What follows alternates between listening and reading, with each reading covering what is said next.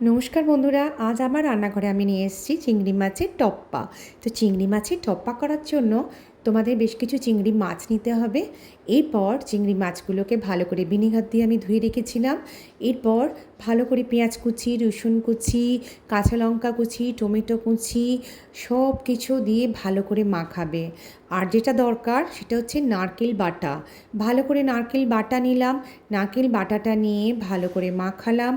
এবার দেব উপর থেকে কাঁচা সর্ষের তেল বেশ কিছুটা নিয়ে, যারা খুব কম তেল খান তারা কম তেল দেবেন, একটু বেশি তেল দিলে এটা স্বাদটা ভালো হয়।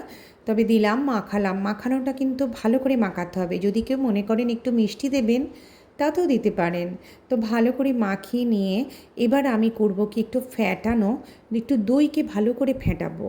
দই ফেটিয়ে ভালো করে এর ওপর থেকে আমি করব কি, ওই দইটাকে দেব। দইটাকে দেওয়ার পর ভালো করে আবার ওই দইটা দিয়ে ভালো করে মাখাবো। মাখানোর পর এবার আমি করব কি, একটা টিফিন বক্স নেব। এটা খেতে ভীষণ ভালো হয়। মানে বন্ধুরা, তোমাদের কি বলবো, গরম ভাতের সাথে এত ভালো হয়। আর ওপর থেকে দিলাম কাঁচা লঙ্কা দিয়ে ভালো করে টিফিন বক্সটা নিয়ে একটা প্যানের উপর জল দিয়ে বসিয়ে দিলাম ঢাকা দিয়ে। তো তারপরে আস্তে হতে লাগলো, 20-25 মিনিট লাগবে। তারপর ধনেপাতা দিয়ে গরম গরম ভাতের সাথে এক অসাধারণ স্বাদ। তোমরা করো বন্ধুরা, কেমন লাগলো আমাকে জানিও।